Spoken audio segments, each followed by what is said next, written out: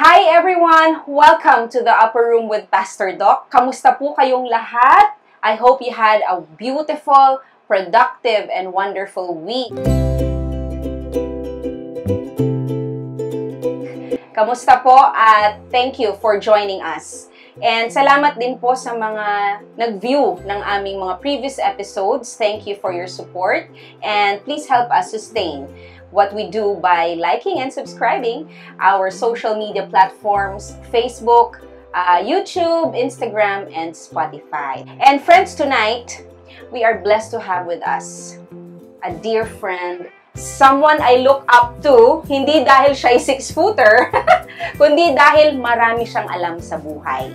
We will hear about the why and the how of his bold and brave decision to retire early and pursue his passion in life mentoring and life coaching. His leap from success to significance. Hanep! Friends, we hope we can get a lot of learnings from this conversation here in the Upper Room with Pastor Doc. Mga kapatid, help me welcome my friend, my kumpare, Jojo Pingol. Wala tayong pala, so ako na lang din papalakpak. Hello. Mwah! Hello, good evening, JMP. Wow, JMP. Hindi ba ganun ang tawag sa'yo? Sa corporate. Sa corporate world. Yep. Say hi to our viewers in Hello. the Upper Room. Good evening po. Good evening sa inyo lahat. Yes. Siya po ay aking kumpare, kaibigan ng aking asawa for 32 years. Isa sa mga tatsulok na mga fathers. Tatlo sila so isa siya doon. So, Jo, here in our episode, in every episode, our guests introduce themselves. Okay. So, paano mo gusto kang makilala ng ating viewers sa The Upper Room? How do we call you? Jojo, yung nga, sabi ni Maricar kanina, people in corporate call me JMP, which are my initials, Joseph M. Pingol. Oh, Joseph pala siya. Yeah, Joseph. So, yan. So, paano ba? How do I introduce myself? Introduce yourself. Ilan ang asawa mo? Anak mo? Too many to mention. Hindi. So, Lagot ka kay Carol. of course, my wife, Carol. I have two lovely ladies. Hindi na sila girls. Yeah. So, Sam, who's 26, and Steph, who's 24. Isang accountant, Isang CPA. accountant at isang, hopefully, magiging architect kasi hindi pa siya nagbo-boards. Yes. But doing her apprenticeship already for the next 2 years. Wow. So, work-wise, pharma, no? So, pharma. Pero kamusta ka as a retired? Ngayon, people call me coach, pero I'm not really comfortable with the... Parang basketball lang to. Oo, parang coach kasi, parang iba yung level kasi nun eh. So, wala ka na ngayon sa pharmaceutical industries? Wala na. So, doing my own, I have my own training consultancy firm. Anong pangalan? Which is Compass Training and Development Services Incorporated. I run it together with my partner, who's also from the nutrition industry. Wow. So, the company was established in 2022. Okay. So, 3 years. 3 years. Who says pandemic is a failure? No, ang daming nag-umpisa. Marami talaga yan. Oo. Marami. So, maraming pandemic businesses na nag-start. So, 3 years already, 3.5 years already. So, and we're fortunate enough to have been partners, siguro mga more than 30 organizations na rin. Wow! So, we're For lucky 3 years, and we're blessed. 30? Yes. Hanep! To partner with more than 30. Congratulations muna. Hey, God bless! Ang galing naman. Blessing from the Lord. Yeah, I mean, yes. Definitely, yes. Diba, yes. no? Pero before life coaching, can you give us your background before life coaching? Ano ang iyong trabaho noon? I wanted to become a doctor? A doctor, di ba? So, I actually went to med school for a year. So, hindi ko kaya yon. So, kaya ako, saludo ako sa mga doctors for the things that you did and for the things that you sacrificed to get to where you are right now. So, hindi ko kaya yon. So, the next best thing, kung hindi ako naging doktor, pumasok ako sa trabahong kausap palagi mga doktor. Tama. Pero professionally, medtech ka, di ba? No, biologist. Ay, biologist. Oo. Biologist. Si Lijan pala yung medtech. Biologist ako by education. Okay. And then, I went into sales as a medical representative way back 92. Ito na, nagkakalabasan na po. Opo, 92, alam nyo na. Do the math. So, yun. So, I went into the pharma industry, worked with Pfizer for 15 years. 15 years in Pfizer. And your position was? Started out as a rep, and then I was fortunate enough to be given opportunities to go up the corporate ladder. So, naging district manager ako, naging training associate ako, naging CME officer ako. CME, continuing medical education, education for us doctors. For doctors. So, and then I became associate training manager, area manager, national sales manager, and then senior up the ladder. Manager. Yes. So, yun. So, I left Pfizer as a senior training manager. Then moved to Johnson & Johnson for 5 years. I started the training team in Johnson & Johnson. And then after 3 years, I was asked again to move into sales as a national sales manager. In the same company? Same company. And then after 5 years, moved to Abbott Laboratories, pharma division, as commercial excellence director. Handling, ang hawak ko na noon was training, business analytics, and Salesforce effectiveness. Pahawak nga. Galing mo naman. So, ang galing niya po, mga kapatid. 3 years ako as comics director, and then I was asked to head the whole sales team as a sales director for 2 years. And then after that, moved back to Pfizer for 10 months. And then after 10 months, Abbott asked me to rejoin back. Pero this time, it was nutrition na. As commercial excellence director pa rin. Which was the last position I held before retirement. Retirement na. Okay. Yeah. Grabe ha. So, ibig sabihin, do the math na lang mga kapatid. How much he earns, the prestigious companies that he joined from 1992 up until you had your retirement in what year? 2023. 2023. Yes. So, you retired in 2023 when you were 52 years 52. old. Yes. So, I'm sure, kahit hindi ko naman kunin ang ITR mo, I'm sure malaki sweldo mo from the previous company up to the last company na join ka. I'm almost sure, malaki ang naging sweldo mo, mataas ang iyong mga posisyon. Sakto lang. Sakto lang makapagpatayo ng bahay, magbumili ng kotse, magpaaral ng mga anak. Pero, even in the face of all those, good paying job, prestigious career, prestigious positions in the prestigious companies, why did you leave all of those things at 52? Why did you make that bold decision to retire very early and pursue what we call your passion? But before you answer that, I'm sure before you came up with that decision, you were already prepared.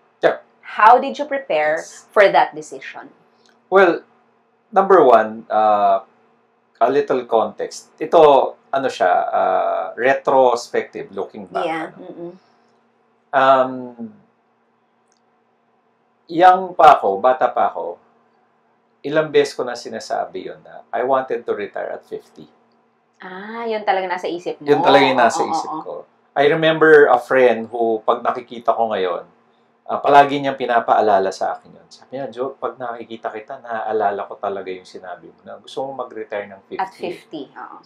Tapos sabi niya, alam niya ka, tinutuo mo talaga. Sabi niya ganun sa akin. And to think when everybody else are starting pa lang at 50, ha? Some would be at that stage. Peak of their career ang 50. Correct, correct. So, siguro, subconscious yun na I wanted to retire at 50. Siguro, bata pa talaga ako ng mga 30s pa lang. Baka wala pa ako. Nasa isip mo na yun. Nakaganon na siya. Pero, if you look at all of the stages sa buhay ko, my wife would tell you this. we put out our vision there. No, Mm-mm. yung may vision, actually may vision board ako sa bahay. Mm-mm. Tapos palagi naming sinasabi yon. Tapos hindi namin sinasarili yon eh. We share that particular vision. Especially Verbalize nyo. Kanino? Within the family. Within the family. You talk about it in the family. Yes.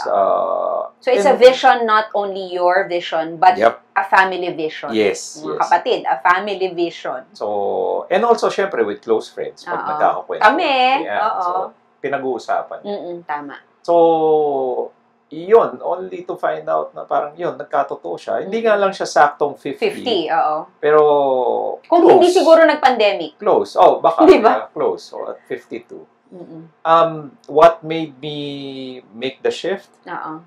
Well, honestly, it was health. Oh, okay. Health na yung... That's a big factor. Okay. Health na yan eh. So, with, 32 years of corporate, yes. Tapos you're... So stressful. Stressful kasi you're climbing up the corporate ladder. Alam naman natin yun, when you climb up the corporate ladder, responsibilities are bigger. Yeah, correct. Expectations are higher. Are higher, di ba? So, ano talaga yan? It took a toll on my health na. Yeah. So, we had a lot of conversations with Carol. I had a lot of conversations with Carol. And then, ang palagi niyang sinasabi, ang isang sinabi niya sa akin noon na talagang gave me the confidence to really plan for it already is, sabi niya, syempre gusto namin yung salary mo. Oo. Sabi niya, pero... Gusto ko rin.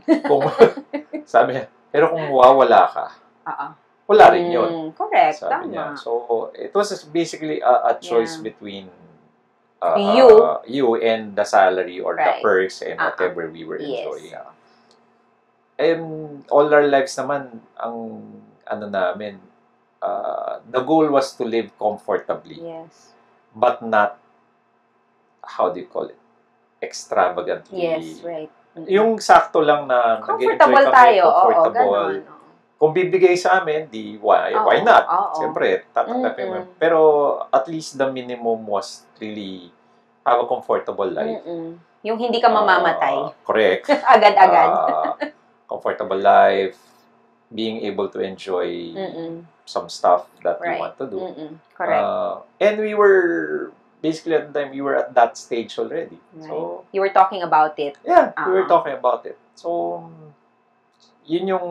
Pero I'm sure the preparation was not just 2 years into retirement. Hindi yan. Kasi I know you eh. I know you have been sharing all of these things, how to prepare for your retirement, ever since way back, even pre-pandemic. Yep. I hear you tell us, sharing with us how to prepare our retirement. So, paano mo? Share mo sa kanila yon na ano yung ginawa mo para naman masabi natin, may makain yung mga anak mo habang nakapag-retire. Kasi ang bata pa eh. 52 eh. Parang, how were you able, paano ka nakapag-prepare at that age for you to make that big and bold leap from a regular paying job to you don't know when you will be getting a pay? It's an experience, not just for me, but I see it with a lot of people. Ang mga parents natin, grandparents natin, the approach that they had was to live on their retirement money. Yeah. Diba? So, which I think during their time was absolutely perfect and it was good. It was fine. Diba? So, kaya talaga eh. Yeah. We benefited also from that tayo. Pag-aral tayo sa mabuti mga paaralan and everything. Yung line na sinasabi nila, I live on interest alone. Diba? So, totoo naman yun nung time nila. Totoo yun. Right. Pero in this day and age, you don't live on interest alone. I know. I mean, compute for it. You won't be able to. Tignan nyo yung bank account nyo. Yeah. Computein nyo kung magkano yung interest. Magkano nga ba? Diba? So, it's parang hindi mo naman na-feel. Less than 1% ang annual interest. Yung na-save mo sa bangko. Diba? So, just do the math. Ang interest rate mo sa bangko less than 1%. Tapos on average, ang inflation mo or yung presyo ng bilihin versus taon, it's around 6% per year. Hindi makahabol, no? Hindi talaga makakahabol. Diba? Hindi talaga. So, ako, yun learning ko doon, yun yung naging inspiration ko na hindi talaga pwede yun at our time, during our time. Yes. So, kay nanay, kay tatay, sa mga lolo, nag-work yun. Yeah. Pero sa generation natin, I didn't think it will not work. So, that's one. Second, nakita ko din na habang buhay ka, may gastos ka. Totoo. Hindi yung porket nag-retire ka, mawawala na rin yung gastos mo, di ba? So, habang buhay ka, may gastos ka. Actually, patay ka na nga, may gastos ka pa rin, di ba? Hanggang sa kamatayan. Magastos ka pa rin. So, iniisip ko, so pag nag-retire ako, wala nang papasok na salary. True. So, tapos, you cannot live on the interest of your savings. There will come a point in time na mauubos yan. Yeah. Saan kami aasa? So, syempre, the next option you have would be your children. Yeah? Which we really don't like. Which I don't like. I don't like. Kami ni Carol, we made that decision that we don't like. So, alam namin yung dulo. Yes. So, we wanted to be self-sufficient up to the death. Up to our death. As much as possible. Ayaw nating i-burden yung mga because they have their own lives to take care of, diba? They have their lives, they have their own family. Future families. Not that ako ngayon, kasi syempre, umaasa sa amin yung parents. Not that I don't want that na tinutulungan ko yung parents ko. Pero hindi. I mean, hindi yun. I just don't want, it was a conscious decision naman na we won't let that happen to our children. As much as possible, no? So, yun yung goal. So, you invested. Started investing. I started investing in some things. Una, insurances. So, I learned that from my mentor. I started in getting my first insurance in the year 2000. So, tapos, ang ginagawa ko, nakwento ko, di ba, I was fortunate that I was going up the corporate ladder. Ang ginagawa ko was, every time I go up, so there's a bump in the salary there. Yeah, of course. The bump in the salary would go to an investment. So, yung lifestyle namin, yung cost of living namin, basically remains the same. Di ba? So, basically remains the same. May konting bump yan, syempre. Gusto mo namang i-enjoy yung rewards mo. Tama. Pero majority of the increase would go to a certain investment. Either an insurance, and then, after a while, property. Di ba? So, invested on properties, on your businesses also. We started coming up with trying our hand in business, di ba? So yun, so actually you prepared. You really prepared for a long time. Let's say, kasi you said you were 30s when you started this, so you actually prepared for 20 years. Because you knew at the back of your mind, you will be retiring by 50. So that was the goal, no? But the goal was, hindi lang yan basta, ayoko na, retired na ako. Hindi pwede. You have to be secured also di ba? You have to be secured kasi hindi naman lahat ng business na umpisahan natin, boom agad. So, syempre, nakakatakot din yun, no? Because, you know, you have bills to pay, you have insurances to pay, no? So, mga kapatid, it means he prepared this retirement for 20 years, no? Yung active and passive income generating stuff, no? So, you were able to prepare. That's why you had your lakas ng loob to say, I'm done with corporate and retire at this age. Medyo naglugi ka lang ng 2 years kasi sabi mo 50. Pwede na, pagbibigyan ka namin yan, JMP. So, you decided to retire at 52. Prepared and strong and assured that your family will eat something. May mga pa rin. May mga safety net pa rin. You know me, I mean, I plan, I take the risk, pero I always take the, what we call calculated risk. Correct. And besides, you have a wife that helps you all the way from the start, from the time you were from the time you got married, up to the time you retired, she was always there. Hanep, shout out, Maring Carol. That's true. Totoo naman, di ba? Side story, ako, I will take this chance to edify Carol. No? So, if you look at my career, nung bata kami, nung mag-asawa, tapos maliliit pa yung mga bata, I started getting ahead in corporate, di ba? Nauna akong umakyat. Yeah. She made the decision na, sige dad, mauna ka. To slow down. Oo. To slow down. Kasi ang agreement namin with the kids, hindi pwedeng wala kaming pareho. Right. Di ba? Kung pareho kaming naghahabol sa corporate, there will come a point in time na baka mangailangan yung mga bata, wala kaming pareho kayong wala. Correct. So, she made that conscious decision to step back a bit. Pero nag-work pa rin siya. And then, I started climbing up. Yeah. Diba? So, nung naka-climb up na ako ng konti, then she was the one who started trying to go up. Yeah, and accepting the opportunities, yes, no? Yes. So, talaga namang sa family naman kasi, it's parang give and take. Yeah, and you help each other. Kasi talagang magiging successful kasi sometimes we think about our careers only as sa sarili mo lang. But when you think about your career as a family, nagkakaroon ng conscious decision, nagkakaroon ng conscious effort ang lahat. True. Kasi kapag successful yung isa, successful lahat, no? Sa totoo lang, and up to the last minute, when I decided to go out of corporate, si Carol pa rin ang sinandalan ko. Yeah. Kasi when you were deciding na I'm gonna go out, so the influx of money would go down. Of course. Ang laki ng effect. Oo. Magsa-startup ako. Yeah. So, daming gastos. Yung gastos nandiyan pa rin. So, syempre. nag-usap talaga kami. Sabi ko, ma, pag umalis ako rito, ikaw ang may steady income. Right. Sabi ko, pero tatrabuhin ko to. Pero syempre, nobody can predict what of will course. happen. And 3 years into that, you have 30, ano tawag dyan? Institutions, companies that we've worked with. Yeah. 3 years on the, Okay, that's nice. So, you lived your life 30 years in the pharmaceutical industry. And you shifted your career to life mentoring, life coaching, and mentoring. Was this talaga your passion? Yes. So, when I was in corporate, I raised my hand because I am a witness to that.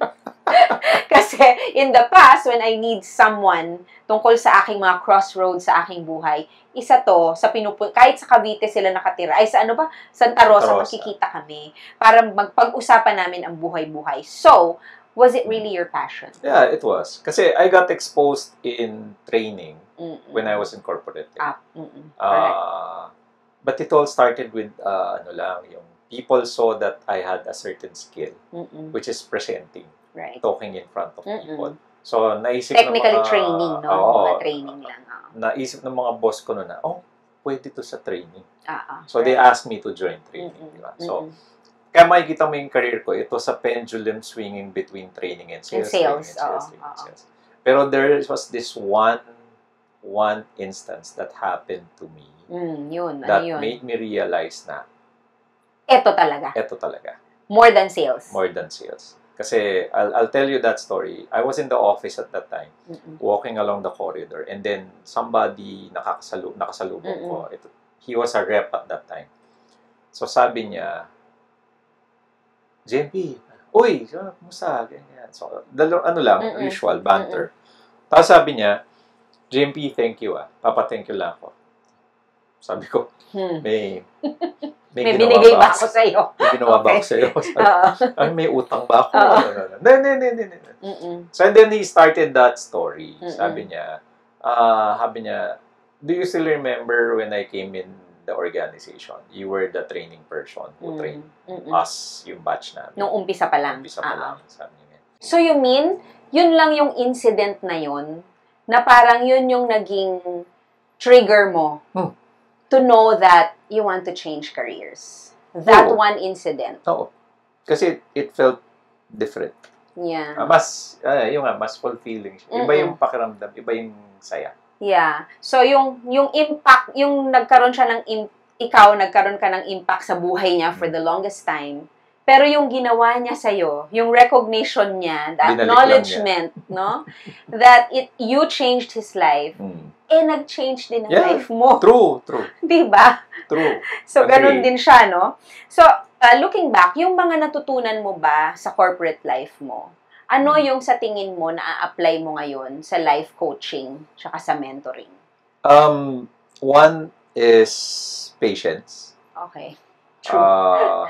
Kasi people have different learning curves. Correct. Diba? So, you cannot expect one person to have the same learning curve, have the same pace. Correct. In terms of learning with the next individual. So, as a coach, you have to be patient in terms of that one. Diba? So, that's one. Second is consistency. Hindi pwedeng one time lang alam mo na eh. And ikaw also, mismo. Ako mismo. And then also yung, it doesn't necessarily mean na pag napag-aralan mo siya, an expert ka na. You have to be consistent in terms of applying whatever you've learned. Yeah. Kasi kung one time lang, hindi mo masasabing nag-i-improve ka dun sa ginagawa. Parang, and I always liken a skill to riding a bike. Nagbabike ka ba? Hindi. So, bakit? Diba? So, why do you say that? Kasi ganito yan. If you learn how to ride a bike, hindi marunong ka na mag-bike. Diba? Huminto kang mag-bike ng 10 taon, tapos mag-bike ka uli, marunong ka pa. Yes. Diba? Correct. It's the same thing with the skill. Once you learn a skill, you know it. What is missing is the willingness to apply the skill. Right. Pero pag in-apply mo uli, alam mo. Oo. Pero, hindi ka nag-improve dun sa skill. Oo. Di ba? So, kasi, hindi mo siya ginagamit. Correct. So, you have to be consistent in terms of applying the skill. Di ba? Yeah. And then, one thing that I still apply today, everybody wants to improve. Diba? Lahat. Wala ako talagang nakilala na ayaw niya mag-improve in anything. Right. Diba? So, everybody wants to learn. Everybody wants to be better. Correct. Oo. So, sana ganun talaga lahat dapat, no? Hindi, lahat naman yan. Oo. Ang ano lang is, you want to be better at different things. Right. Oo. Diba? So, kaya, yun yung 3 things na, patience, consistency, and people want to be better. Oo. Diba? So, as a coach right now, or hindi talaga komportable sa yung coach. As a person who's involved in learning and development now, it has to be a two-way thing in terms of learning. Ako, I can tell myself na I'm very much willing to teach and to guide people. Yes. Pero, the other person will have to step forward as well. Yes, correct. Diba? Otherwise, it's gonna be one way. Oo, correct, walang mangyayari, no? Correct, yes, diba? oo. Pero ang mantra ko is, basta sige lang. I mean, in every opportunity that plant I can try to share and teach, right. Go ahead. Correct. If they pick up the lesson, then fine, happy, good. I mean, may nagawa ako. Kung hindi naman, that's also okay. Yeah. Diba? Kasi I'm gonna go back to that particular instance. Hindi ko alam na correct. May nagawa pala akong tama. Yes. Diba? Oo. Just tuloy mo lang. Dire-diretso ka lang. Tuloy mo lang na ituloy. So far, I mean, pag nakakausap ko yung mga tao, they like naman. I think yung isa pang talento mo, no, is, kasi yung 30 na sinasabi mo na companies that you have shared your life coaching with, of course, they're different people. They're different companies. They're different industries. Yes. So, I think yung pinaka-importante rin sa ginagawa mo is yung tailor fit mo. Para hindi suntok sa buwan, di ba? Yep. Kailangan aralin mo siya. So, is it safe to say that you still continuously learn your craft? Yes. Di ba? You have to. Definitely. Si Carol and my kids would attest to this. I never leave the house without a book. So, I try to read every day. 5 pages a day is all I do. Right. So, 5 pages a day. 5 pages lang. Oo. Hindi ko talaga ina-ambisyon yung pero ang hirap pa din. Tapusin ko yung libro in one libro. sitting. Correct. Puno ko na hindi ko kaya. Oo. So, malamang matutulog ako doon. Right. But again, I'll go back to the value. it's consistency. Right. Oo. Yeah. So Totoo yan. one small thing Mm-mm. consistently done, Oo. before you know Oo. it, you're so far ahead. Eh. Kasi yung life mo, no, even in the pharmaceutical and up to now, hindi siya status quo. Hindi siya Hindi black talaga. is black, white is white, di ba? Hindi. Kasi you deal with people. Iba-ibang tao, Oh. iba-ibang kapasidad nila, Yes. iba-iba yung gusto nila. So, ikaw naman, bilang life coach and mentor, syempre, i-deal mo dun sa kung ano yung kailangan niya. No? Kung how you look at that person and what he needs to do to improve, to Yeah. become better. Sabi Yep. mo nga. Yep. No? So, ngayon, how would you describe yourself now as a life coach and a mentor? In your current life now? Sino na si Jojo ngayon? I'm happy in terms of what I'm doing. Yes. No, I'm doing what I love to do. Mm-mm. It's very fulfilling for me. Mm-mm. And yung fears that I had when I started, they're slowly disappearing. Although they're still there. Yeah. They're still there. Kasi iba yung transition from corporate to a business person, an entrepreneur. Alam mo, biro mo yung transition na 32 years yung every 15 and 30th may papasok sa bank account ko. Tapos biglang, boom! Kuminsan papasok, kuminsan wala. Minsan isang buwan, minsan dalawang buwan, wala talaga, di ba? So, gets ko yan kasi doktor ako. Oo, di ba? Ganun talaga. Minsan may pasyente, minsan wala. Diba? So, yung nervous na yun nandun pa rin eh. Kasi, you know me na medyo may pagkasigurista ako eh. Diba? Siyempre, so, yung appetite ko for risk is not really that high. So, what I try to do, kasi ayoko rin naman na hindi mag-risk kasi walang mangyayari sa akin pag di ako mag-risk. So, what I try to do is I try to minimize that risk by planning for it. Correct, Diba? So, but I'm happy at what I'm doing.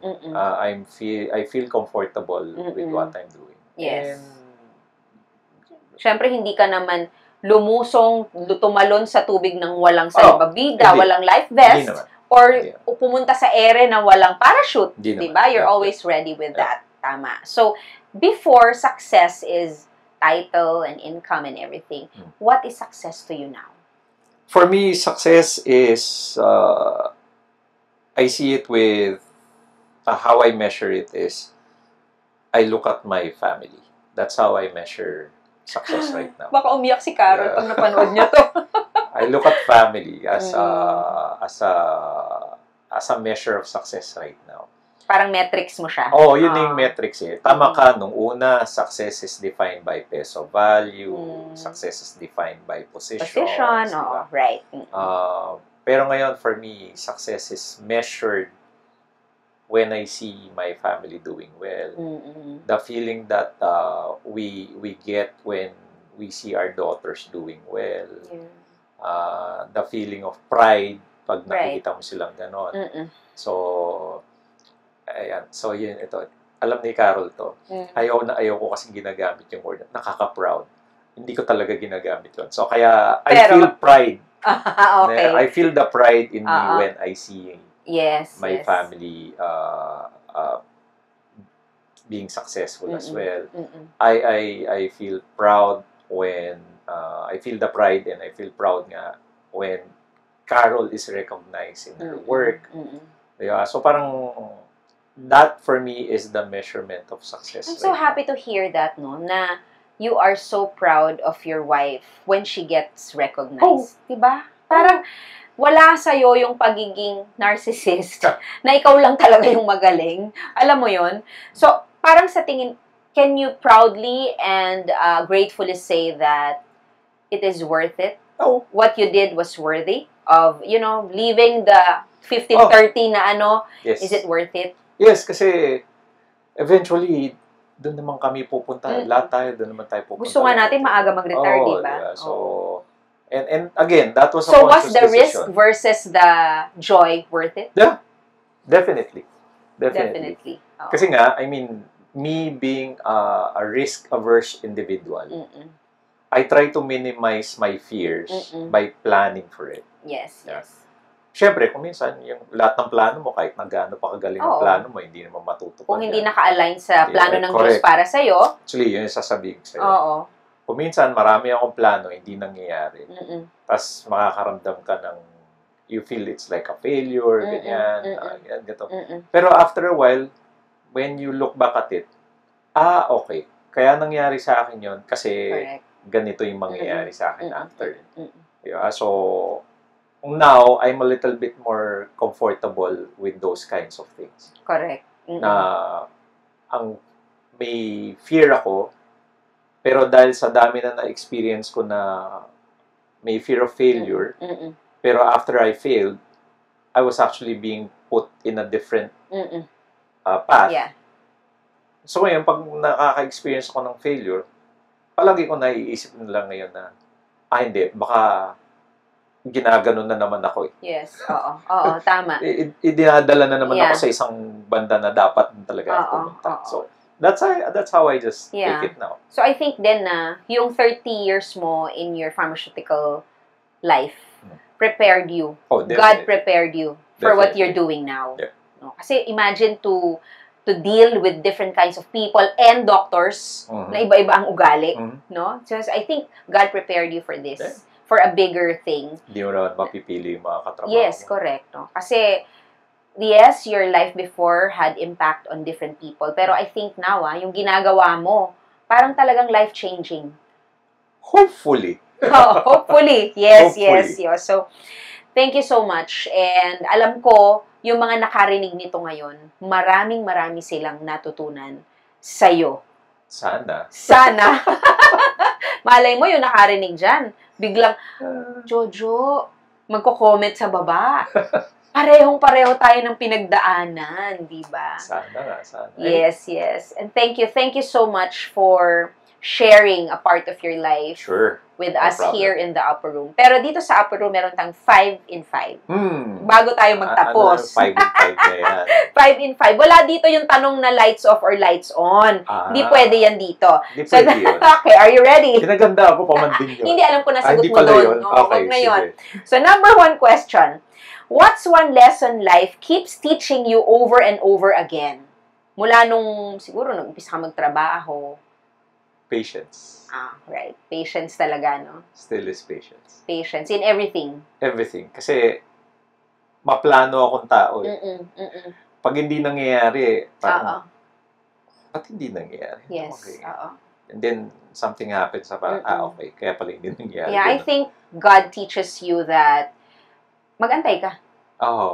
Diba? True. Hindi lahat isang snap mo lang. True. Diba? At pine-prepare ka sa something bigger. Number 2, if you could sit down for a coffee with your younger you, ano yung sasabihin mo sa kanya? Ito si Jojo yung wala pang wrinkles. Meron na ba? Wala pa yun eh. Okay. Marami na yan actually. Nagtatago lang. Tatago lang. Sige. The younger Jojo, anong gusto mong sabihin sa kanya ngayon? I mean, stay the course pa rin. Don't change anything. Stay the course. I mean, lahat ng difficulties na dinaanan ko, lahat ng mga ginawa kong hindi magaganda, sige lang. Marami rin namang lumabas na maganda eh. Yes, so, tama. As is. Stay the course and be patient. Again, yeah. Younger Jojo, be patient. You'll be able to make it. True. Just be patient. True. Number 3, what's one thing people often misunderstand about you? That? Serious daw ako. They see me as a serious individual. Try niyong sumama sa Tatsulok family, including Tatsulok, lalo na sa corporate. Syempre. So they see me as serious. Especially the people that were part of my team. Feeling nila seryoso. So, hindi mo tinataas yung tiyan mo? Hindi. Kinakamot ko lang. Kinakamot mo, okay. So, they see you as a serious person. They see me as a serious person, but they also see me as somebody that is kind of chill. Diba? Kasi, hindi ko alam kung merong nandyan na naging kasama ko, naging tao ko, na sasabihin nila sa'yo na nagtaas ako ng boses. Hindi, no? Seldom does it happen na Kahit sa bahay? Sa bahay kay Carol lang. Sa panganay niya, okay. So, pero yun. So, they kind of see me as serious. But they know that it's chill. Pero my people would know that when I'm already angry or I'm frustrated. Tinanong ko na sila dyan. Sabi ko, paano nyo nasasabi na galit ka na? Sabi na, Joy, yung ano mo yung choice of words mo, nag-iiba. Pati yung tono. Bitaw mo. May diin May diin na. Ano ka pag galit na. Frustrated ka na. Yes. Pero it was a conscious thing for me not to raise my voice. Sobrang chill. Kaya, people think. And I think, no, yung before, yung pharmaceutical industry asks you to be such. Kasi yung position mo, di ba? Hindi mo pwedeng kengkoy ka sa mga position na hinold mo. That's why I think yun yung naging isang factor din, no? Oo. Kasi parang iniisip mo, you're putting your credibility on the line. Right. Hindi pwedeng puro joke-joke, di ba? Puro ka lang joke. Tapos walang seryoso sa katawan. I think yun din yung nagdi-dictate sa'yo. That's why parang nasanay ka rin maging serious. And I got that from my mentor. Nakita ko siya. So until now, pag nakausap may mentor ko, parang ganon. Pero alam mo na pag kinausap mo, madali siyang makausap. Anytime pwede. Parang ikaw. Napaka-down to earth. Yes. So, in this busy life, itong buhay natin, what keeps you grounded? Ano at sino? Pwede. It's still my 3 girls. Yeah. Your family, no? Family pa rin. True. Kasi whatever, pag titignan mo yung buong 54 na ako yun. So, buong 54 years ko, or my adult life, kahit nasabihin mong I was going after something for myself, pero I was doing that actually not for myself. I was doing it for family. For your family talaga. So sila talaga? Sila pa rin. Oo. Kumari, ambisyon kong magkabahay. Bakit ba gusto kong magkabahay? Kaya nga, oo. It's because of my family. Totoo. Ambisyon kong magkaroon ng magandang salary. Bakit? Yeah. It's because of my family. Di ba? Yeah. So, talagang, it's always the family. You always go back. The 3 girls. To my 3 girls. Tama. So, what's one thing, last na to, what's one thing you hope people will remember you after viewing this episode? Kapag ang iyong katawang lupa ay naaagnas na sa lupa at ang iyong espiritu hindi pa ba? Okay. Ay nagre-rejoice na with God. Ano yung gusto mong maalala ng family mo and the community that you serve pag wala ka na? Sana tama ka, no? Doon ako sa taas nagre-rejoice. Of course. Your spirit will rejoice with God. Sana doon ako nagre-rejoice. Giver. Just one word. Giver. Nakakaiyak. Wala po siyang sakit. Mahaba po ang buhay niya. Pero, kasi kanina naalala ko lang before tayo magtapos, sabi mo, health ang naging isang sa pinakamalaking factor why you decided to retire early. Kamusta ang health mo? Okay naman. Better. Although, marami pa itong iniinom. Hindi lang masama. Pero so, ibig sabihin, nagkaroon naman ng bunga. I feel health-wise better. I feel rested. Yeah. So, I get to sleep a little bit longer right now. Yes. And I get to sleep a little deeper. Oo nga, tama. Oo, kakatulog ka na ng mahimbing. Correct. Yes. So, yun, gusto mong alalahanin ka namin. In your family, your friends, and the community that you serve and you live in, you are generous. And totoo naman po. Sa family niya, sa aming mga friends niya, and even maybe in your corporate world before and now, we know that Jojo is a very generous person. In everything, material, time, love, effort. Kasi yung generosity, it's not all material Diba? So, siya po yung palaging nag-iisip ng oras namin para mag-umpisa ng aming mga outing. Even that is generosity. No? Hindi kasi ito nag-organize. Na giving your time, your talent, that's generosity. So, thank you, my kumpare, for sharing part of your life with us. Of course. Sobra I know. Ang dami naming natutunan sa'yo. Any parting words for our viewers? Bye po. So, my kumpare, thank you. Thank you so much for sharing a part of your life with us here in the upper room with Pastor Doc.